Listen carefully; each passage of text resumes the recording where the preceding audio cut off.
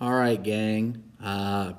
We are going to be spending the next 2 days on this PowerPoint on World War I. We're going to take a real good, hard look at this. For the recording, it will be all on one recording, but I expect you guys to do this over the course of 2 different class periods. So let's go ahead and get into this. All right, so the Great War was the first war to include multiple countries from multiple continents. Um, it's the first war to include countries from the Middle East and Asia drawn together in a complex system. Even though technically that's not entirely true. If we look at the French and Indian War or the 7 Years' War, it was also a global conflict as well. But it's the first modern war to be a global war. It used weapons such as airplanes and tanks and gas attacks. Um, it would have the most dead in a single battle. And it's the first European war the United States fought in. All right, so the main causes of the Civil War, of the Great War, which was what they called World War I when it happened, because they didn't expect another world war like it, were militarism, alliances, imperialism, and nationalism. Militarism is the belief that your guns are going to be the most superior that there are. During the Industrial Revolution, many European nations greatly increased their ability to produce stuff. It wasn't just clothing and consumer stuff, but also military stuff. So countries such as Germany and France began applying their industrial production power to an arms race. Militarism made countries feel patriotic, but also increased distrust amongst European nations.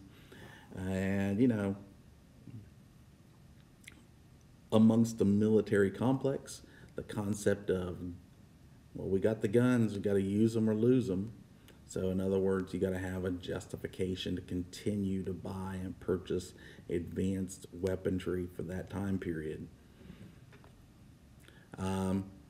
Here's an example of the arms race between Germany and Great Britain.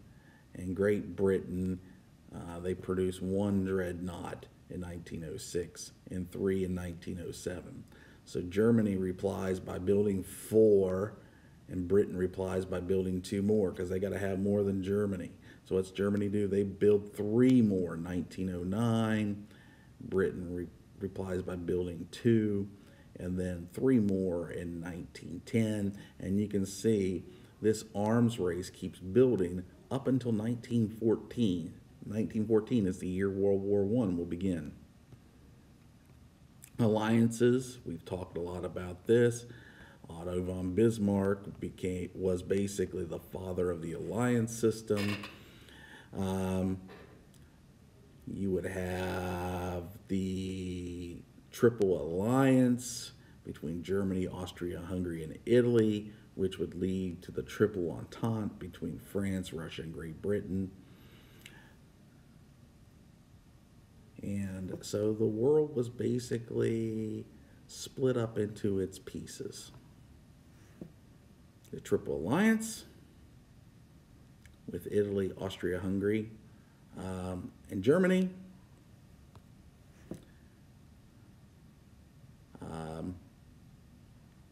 Kaiser Wilhelm of Germany became emperor. He dumped the Russian alliance, and he kept the Triple Alliance, but did not solve the problems of Germany's encirclement, because Russia and France would be allies against the German and Austrian Hungarians. Italy, by the way, is going to change sides. You're going to see that here in a little bit. You have the Franco-Russian alliance in 1892. And by 1907, you have the Triple Entente. The Triple Entente would be England, France, and Russia. The Triple Alliance would be Germany, Austria, Hungary, and Italy. But by 1914, Italy is going to change sides, like we mentioned, and by 1915, they are going to be part of the Allied powers.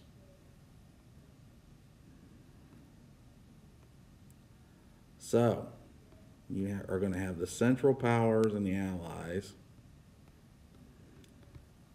Pardon me for this. This is not going as quickly as I would hope.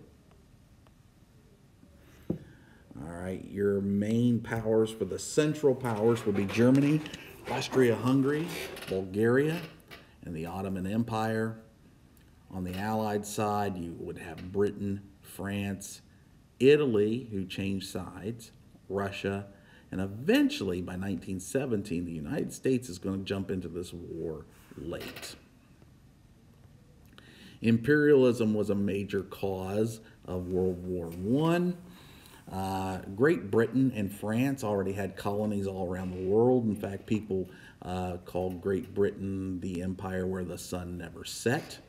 And so they had, for example, Great Britain had colonies like India and Burma, and what we today call Belize was called British Honduras, and all over the world they have colonies.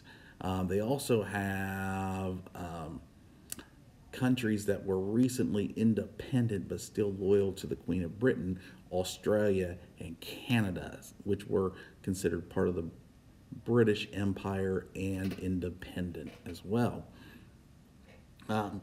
Countries saw imperialism, made them more powerful, more colonies, made them stronger. We talked about mercantilism. And even though mercantilism was becoming a dated economic system, it still impacted the way that British colonies or the colonies interacted with European nations. By 1914, there's only 2 independent countries on the entire continent of Africa, and that's Ethiopia and Liberia. Nationalism is going to be a major impact as well. Nationalism is patriotism gone wild. So it's good to love your country, but when love of country turns into hating people from other countries, that is nationalism, not patriotism.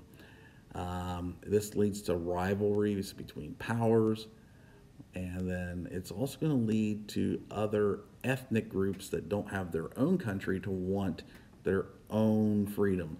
So, for example, the 2 concepts are called supranationalism and devolution. And even though they are opposites, they tend to work together in the spirit of nationalism. And let me explain. Supranationalism is the thought that your country should take over the world, or at least a large area of the world. And so, for example, Austria-Hungary was expanding into the Balkans, taking over areas that had been freed from the Ottoman Empire. And you had groups like the Serbians and the Czechs and the Romanians and the Bosnians who wanted their own independence. But at the same time, Austria-Hungary, in a supranationalist sense, wanted to conquer those areas and add them to their empire. The devolution concept is the breaking away from a larger empire. So the Ottoman Empire, being the dying man of Europe, so to speak, is losing land in Europe, and these ethnic groups are wanting to be their own country at the same time that other empires are wanting to take them over. This all stemmed from the belief that each country was culturally superior to any other country. This mistrust of others and quote-unquote crazy patriotism leads countries to teaming up together because my enemy's enemy is my friend. And so you would have longtime enemies fighting together. Britain and France, for centuries, fought against each other. And yet, by the time we get to the 20th century, they're going to fight together. Long-term cultural hatred, like the Russians' hate of the Germans and the Germans' hate of the Russians, and both of them hating the Poles, which completely illogical. It's just it's a form of racism. Um, the Bosnians' hate of the Serbs and the Ottomans' hate of the Greeks. These all are going to fire up just before World War One, and it results in a global effort to prove superiority.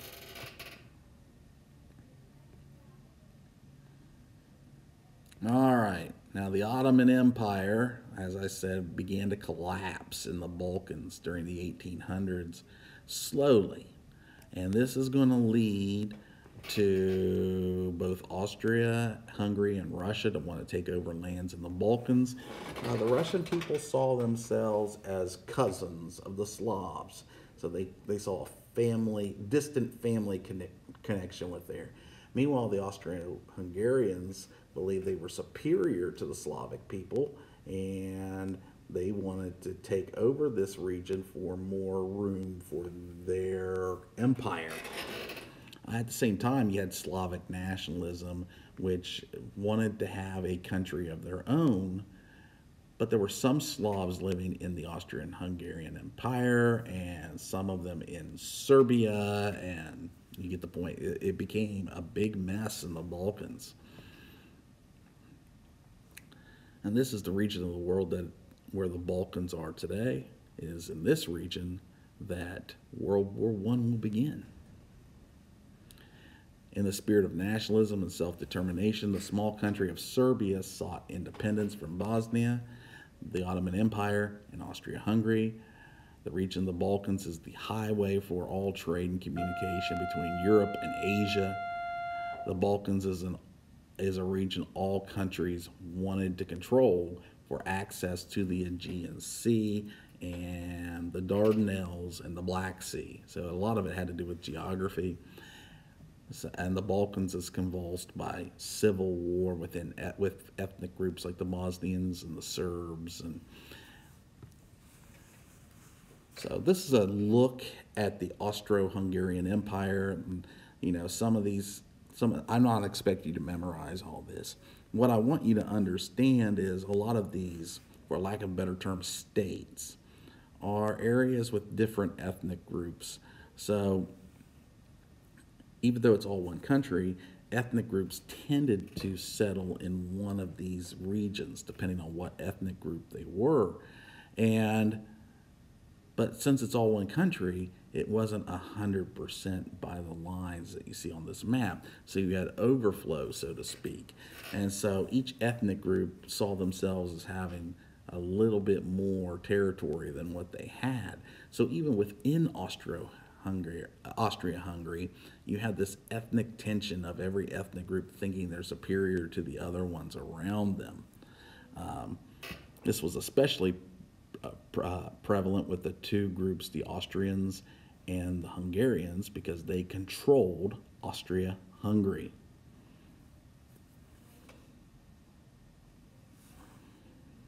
Here is a map of the northern part of what was the Ottoman Empire.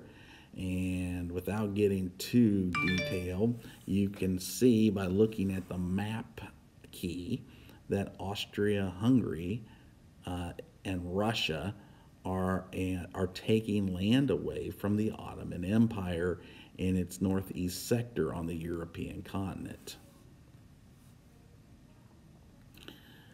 So all you need is something to set the kindling on fire. And what set it on fire was the assassination of the Archduke Franz Ferdinand and his pregnant wife Sophia, who were murdered in Sarajevo, the capital of Bosnia. His assassin was a 19-year-old nationalist called Gavrilo Princip, and he was a member of a terrorist group known as the Black Hand.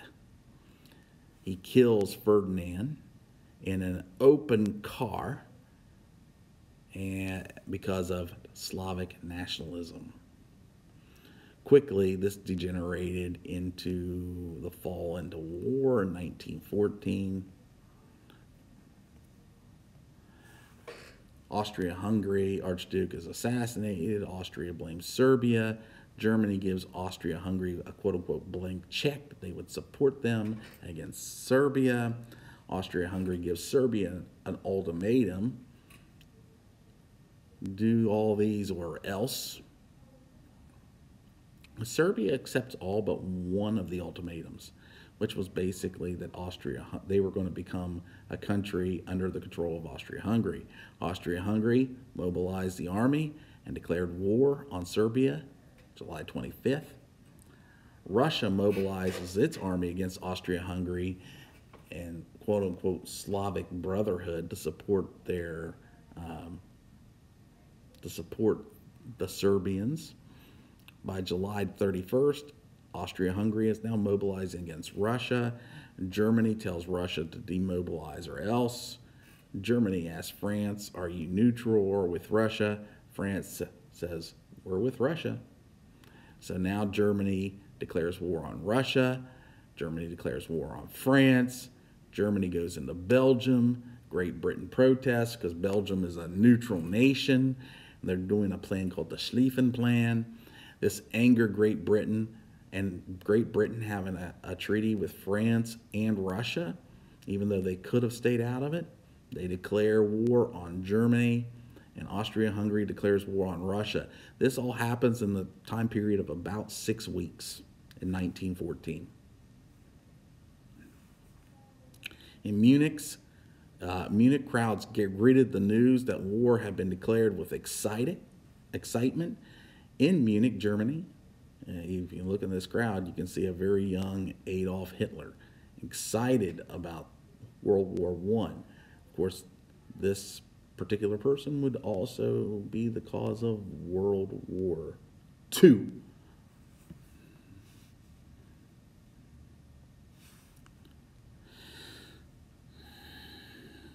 We'll skip that. The Schlieffen Plan was the German attack into France. Germany and France had a very militarized, heavily guarded border. France wanted to retake Alsace-Lorraine, which used to belong to them until 1871 in the Franco-Prussian War. And so there were a lot of troops along the border between Germany and France. When Germany declared war on France, they didn't think that that would be a very effective place to attack. And so they decided to attack through the unprotected neutral nations of the Benelux countries. That's Belgium, the Netherlands, and Luxembourg. This is the Schlieffen Plan, also known as the German Wheel. There were problems, however. The general of Germany, Moltke, modified Schlieffen's original plan. It weakened the right wing and strengthened the left, so to speak. So the closer, if they put more troops on the outside of the wheel, so to speak, through Belgium, they may have been able to take France in World War I. But they didn't have the troops on the outside to do that. Instead, they put most of their troops through Luxembourg. They did this so that they would not violate the neutrality of the Netherlands. They already had one neutral country. They added a counterattack mission to the left wing, and this violated Schlieffen's dying words to keep the right wing strong. And so the army will advance into France from Germany up close to Paris, but then the army will stall out. Also, it became inflexible because it became war by timetable. War is not always something you can plan to the second. Unplanned things happen. And Germany was now committed to a two-front war.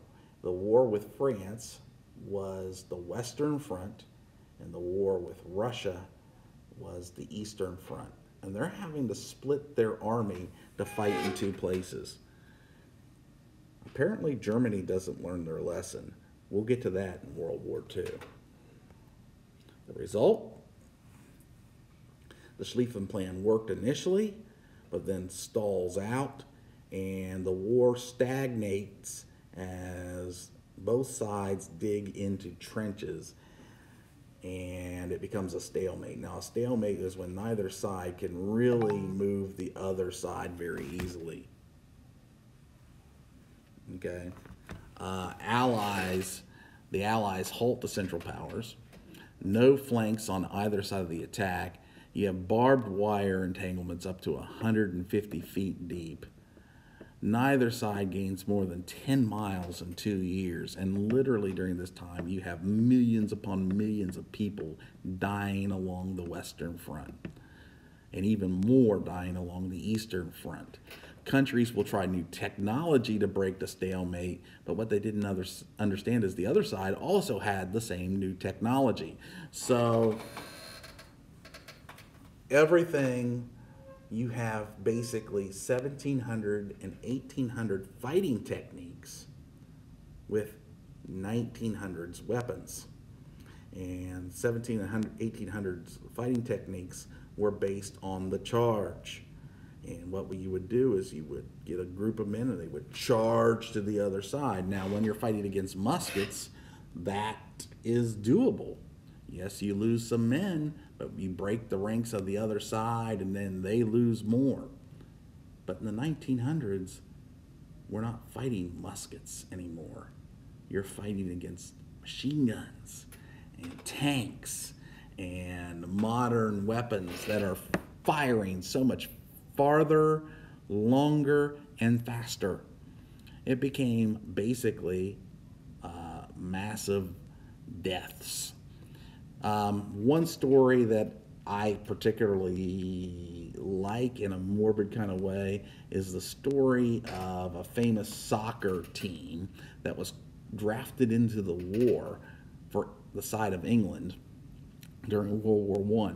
And they were all in the same platoon, for lack of a better way of saying it, and they were called to go over the top. Well, they knew it was a suicide mission. They knew they wouldn't make it.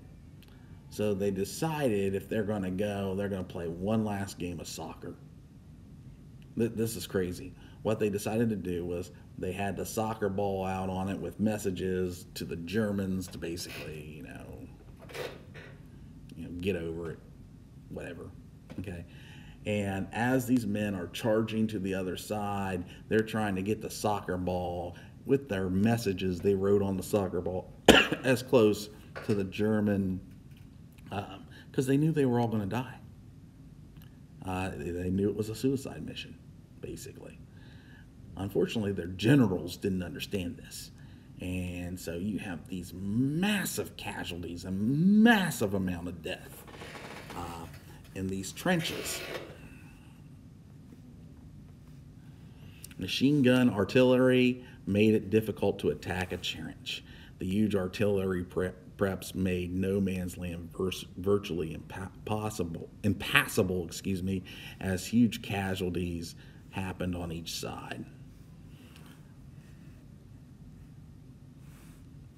The generals were unprepared to use a combination of heavy artillery and more men to break the trench line. They thought they could use artillery to soften up the enemy and destroy barbed wire.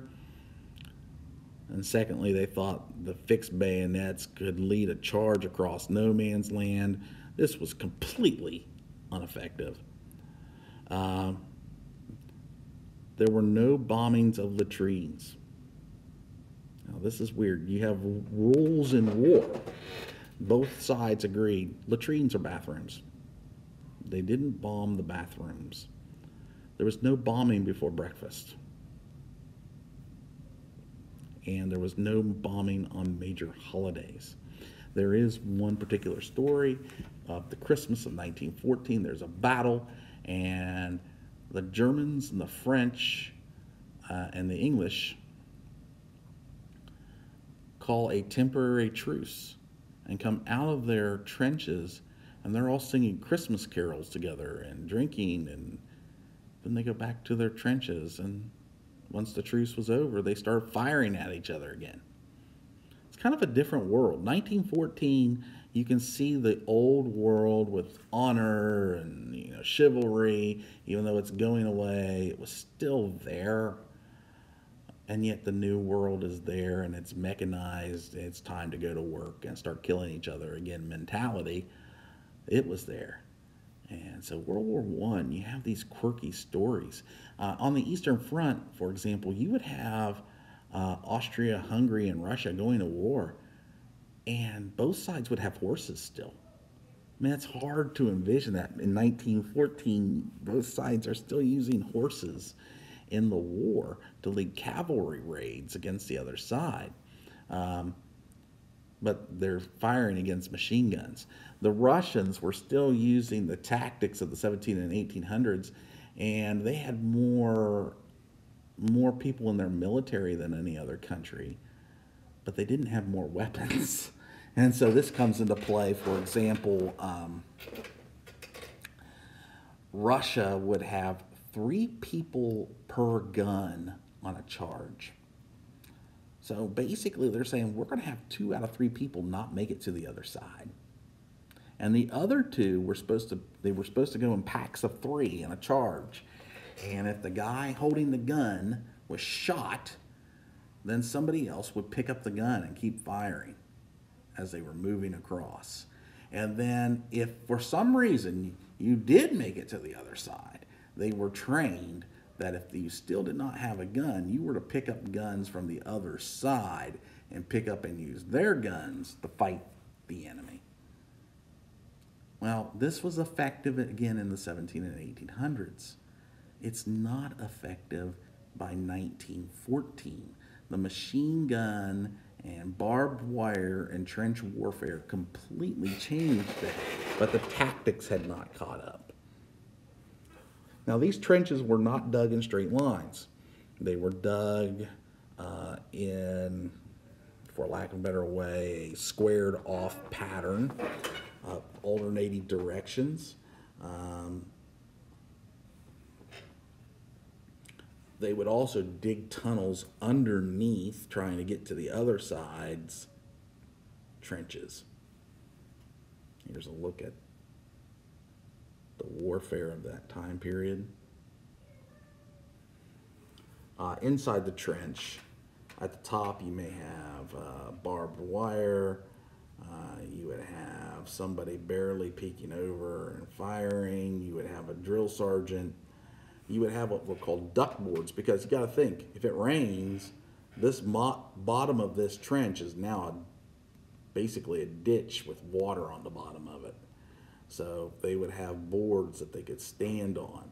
Often these boards, there wasn't enough wood for the entirety of the trench, so in a lot of places they did not have duck boards, and men would literally be sitting in their own filth in muddy trenches with water up to their waist with no way out. Life in the trenches was brutal. They would get 1 rifle, 1 bayonet, 170 rounds of ammo, a gas mask, a shovel, wire cutters, a full water bottle, food rations, extra clothing, medical supplies, portable cooking stove, and fuel, and personal belongings. And they had to carry all of this. It weighed about 60 pounds. Here's basically what you would see a British soldier looking like during the war. There was no smiling, no relaxed faces.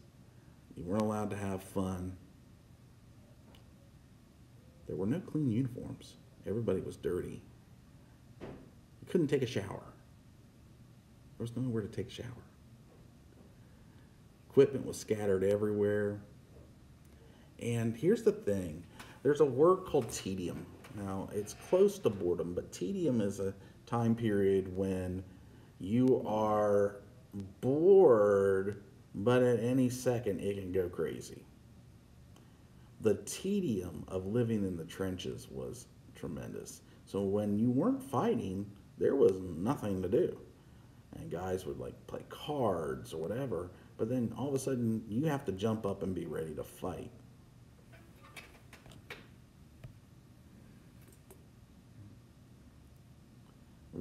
Now, a lot of times in the movies, we tend to glorify the men who fight in war, and we try to honor them because, these life was really miserable. But it's important to point out that these men are living in atrocious conditions.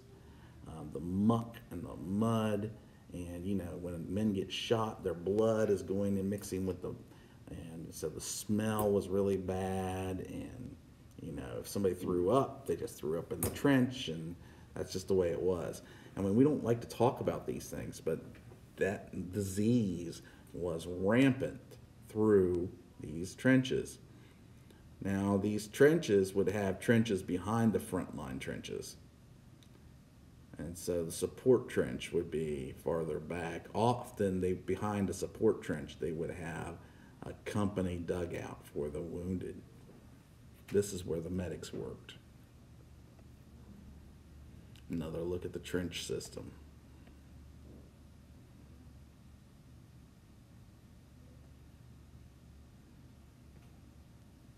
Now,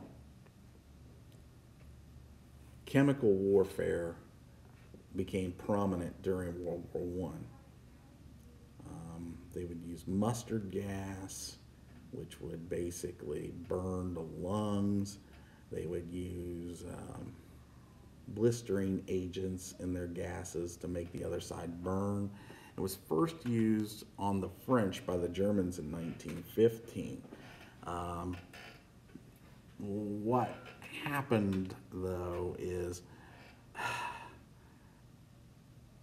if the wind was predictable and it was at your back, it could work. But if you began using chemical warfare and the wind shifted, now you're in trouble, because now you just gassed yourself as well.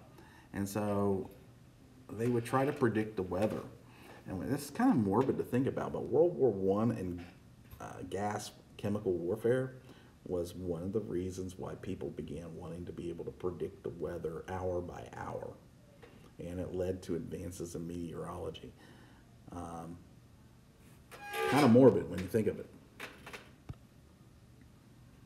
Now, the area between the trenches was often called no man's land, and in no man's land, this is where all the bombardments would hit, and you can see all the trees and the plants there, they're gone.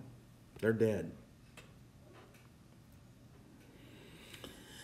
All right, I'm not going to go battle by battle and talk about everything. There's a couple I want you to know about. The Battle of Verdun, over 1 million people died.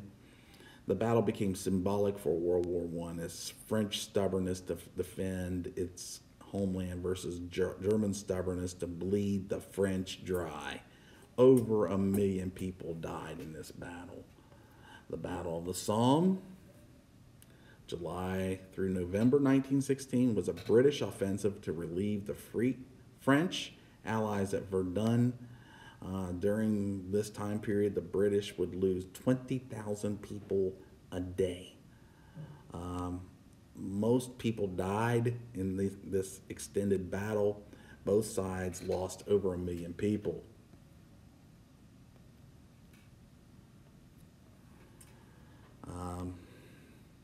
The Allies thought that that mass was the answer. So they would have 1,500 guns for every 20 yards. The losses were just tremendous. 620,000 lost on the Allies and the Germans during the Battle of the Somme. And that's not including the people who lived. The Battle of Verdun in 1917, and you can see, look at the trees. They're all wretched, torn apart. The Battle of Ypres, the Battle of Chateau Wood. This is on the Eastern Front. A lot of times soldiers would be buried in mass graves because there just wasn't room to bury them. And, think about it. You're trying to bury your men, and at the same time, you still have to be prepared for an enemy attack at any time. Now you had all kinds of new technologies. You had U-boats, which are basically submarines. Cyanide and mustard gas, we talked about that before. The machine gun, the rapid fire automatic weapons, and the armored tank. And the armored tank became important to cross no man's land, especially with the barbed wire that was in that region. The British introduced the tanks in 1916 as a means to cross no man's land.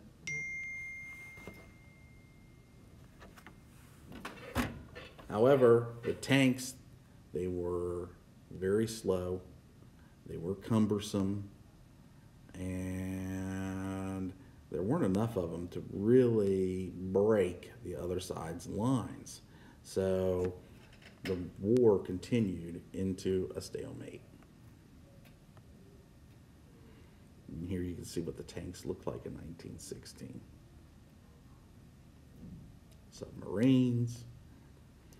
It brought a new aspect of quote-unquote total war, as the submarines didn't just target naval ships, they also targeted civilian ships. Part of the reasoning was physical, as they were blocked off and they needed supplies, and they wanted to make sure the British didn't get their supplies. The other was psychological. It scared people at home. And if people are scared at home, they're not going to support the army on the front lines. This drawed Allied resources away from offensive operations, because civilians who were paying the taxes for these wars, they wanted to be taken care of as well. However, it eventually brought the United States into the war, and that would actually lead to the defeat of Germany. You begin to have an aerial war as well. Something I want to point out, at the very beginning of the war, they were using hot air balloons to see down onto the battlefield. And then somebody got the bright idea, well, why don't we use this new invention called the airplane, and we can fly over. And early in 1914 in the war, these guys would like wave at each other from different sides as they're going by. Hi, fellow pilot from the other side that's trying to kill all my guys. And they'd wave at each other. And then somebody got the bright idea, almost like a joke, to bring a hand grenade with them. And as they're flying by, you don't think anything of it. They flew by kind of close and tipped wings towards each other. One guy threw a hand grenade into the airplane of the one flying by. And well, then they began firing guns at each other and all kinds of stuff. And then they had to develop technology not to shoot their own propellers, because, if the propeller is spinning and you're shooting through the propeller, you hit your propeller, then your plane is going down. And so they eventually developed a technology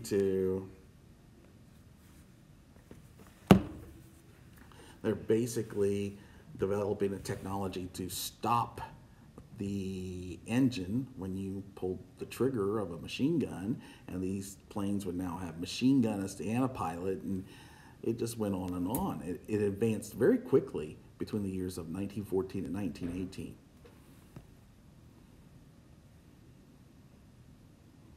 Dogs were used during the war because they could smell. Oh, are you on a call? I'm doing a lesson. You're on Teams? No, I'm on